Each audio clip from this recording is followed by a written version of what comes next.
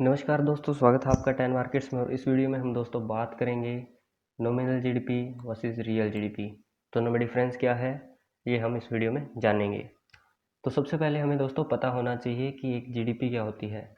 GDP दोस्तों एक country के इकोनॉमिक साइज को रिप्रेजेंट करती है कि एक कंट्री कितना बड़ा मार्केट प्लेस है। तो 2019 में दोस्तों इंडिया ने यूके और फ्रांस को बीट किया था और आया था पाँचवें पोजीशन पर आया था। इंडिया की $2.9 ट्रिलियन इकोनॉमी है दोस्तों, और इन दोनों कंट्रीज़ को बीट करके इंडिया 5वें पोजीशन पर आया था 2019 में। तो दोस्तों 5वें नंबर पे आया, इसका मतलब यह नहीं कि इंडिया 5वें नंबर पर दुनिया की सबसे ज़्यादा डेवलप्ड कंट्री है। यह काफ़ी कॉमन मिस्टेक है जो लोगों के मन में होती है, गलतफहमी है दोस्तों मन में। अगर हम इंडिया के एक कॉमन मैन की बात करें और यूके के कॉमन मैन की बात करें तो यूके का जो एक कॉमन पर्सन होगा उसका लाइफस्टाइल हमसे बेहतर होगा। यूके अभी भी हमसे ज़्यादा डेवलप्ड माना जाएगा। इंडिया की इतनी ज़्यादा जीडीपी दोस्तों इस कारण है क्योंकि इंडिया की पॉपुलेशन ज़्यादा है, मैन्युफैक्चरिंग अच्छी है दोस्तों, और आईटी इंडस्ट्री भी इंडिया की काफ़ी अच्छी है जिसने इंडिया की इकोनॉमी को काफ़ी बूस्ट किया है। तो जीडीपी का एक बेसिक आइडिया आपको मिल गया होगा दोस्तों। अब हम बात कर लेते हैं नॉमिनल जीडीपी और रियल जीडीपी में। तो दोस्तों यह जो डिफरेंस है इन ये दो टर्म्स का, वो आता है इनकी कैलकुलेशन के बेसिस पे। इनकी कैलकुलेशन के बेसिस पे दोस्तों होती है इन्फ्लेशन। इन्फ्लेशन का मीनिंग आपको पहले पता होना चाहिए, इन्फ्लेशन क्या है जिसके बेस पे ये कैलकुलेट करते हैं। इन्फ्लेशन दोस्तों एक गिवन पीरियड ऑफ टाइम में जो महंगाई बढ़ती है या घटती है उसे हम इन्फ्लेशन कहते हैं। मान लीजिए 2011 में एक पेन 5 रुपए का था और आज वो 10 रुपए का है, तो इन्फ्लेशन आया है 5 रुपए का। वही हम नॉमिनल जीडीपी और रियल जीडीपी को डिफ्रेंशिएट करने में यूज़ करते हैं। दोस्तों जीडीपी कैलकुलेट करने के लिए हम क्या करते हैं, जितनी हमारी कंट्री की प्रोडक्शन हुई है उसकी जो वैल्यू है उन दोनों को मल्टीप्लाई कर देते हैं। जो उसकी फाइनल वैल्यू आएगी वो हम जीडीपी कहते हैं। तो जो नॉमिनल जीडीपी में क्या होगा दोस्तों, इस साल का जो करंट प्राइस है हम वो लेते हैं, मतलब इसकी कैलकुलेशन में हम इन्फ्लेटेड प्राइस लेते हैं। पिछले साल कैलकुलेशन में हमने मान लिया मोबाइल मैन्युफैक्चर करता है इंडिया, तो इंडिया की मैन्युफैक्चरिंग जितनी हुई थी पिछले साल जितना रेट था वो लिया, और इस साल जो मैन्युफैक्चरिंग हुई उसको उसके इस साल के प्राइस से मल्टीप्लाई किया।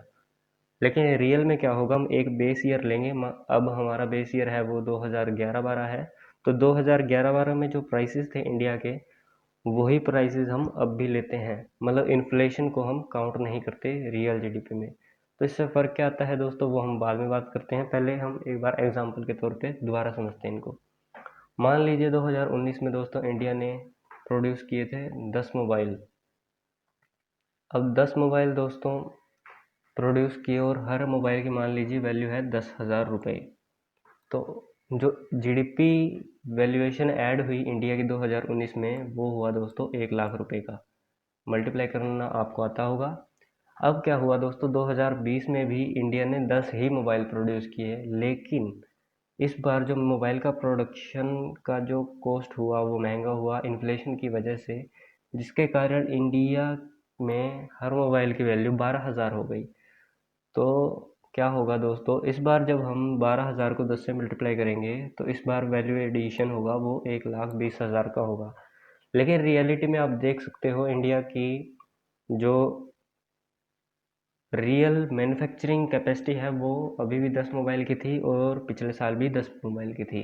तो रियल टर्म्स में कुछ चेंज नहीं हुआ, लेकिन इन्फ्लेशन की वजह से क्या हुआ, हमें लग रहा है कि इंडिया की जीडीपी ज़्यादा तेज़ी से बढ़ी है, लेकिन रियलिटी में अभी भी कांस्टेंट है।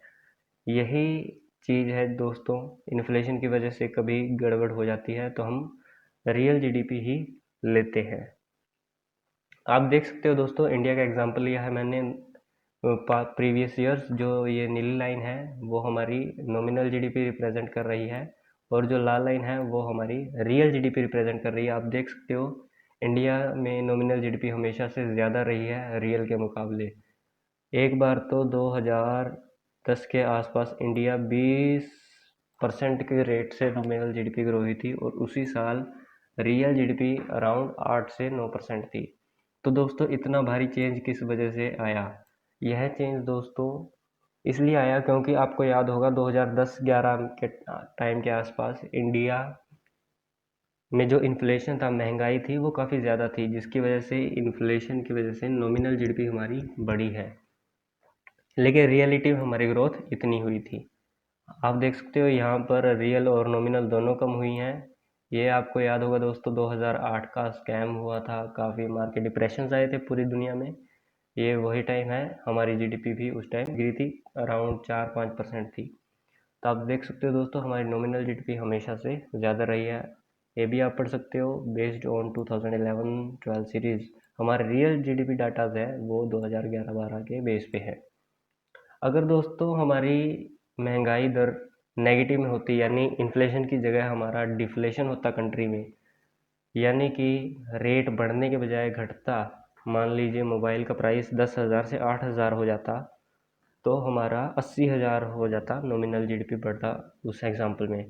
तो यही होता दोस्तों, जो नीली लाइन है वो इस बार नीचे बनती यहाँ पर ऐसे कुछ, मतलब यदि महंगाई बढ़ेगी तो नॉमिनल जीडीपी रियल से ज़्यादा दिखेगा, और अगर महंगाई कम होगी तो नॉमिनल जीडीपी हमारा रियल से कम होगा।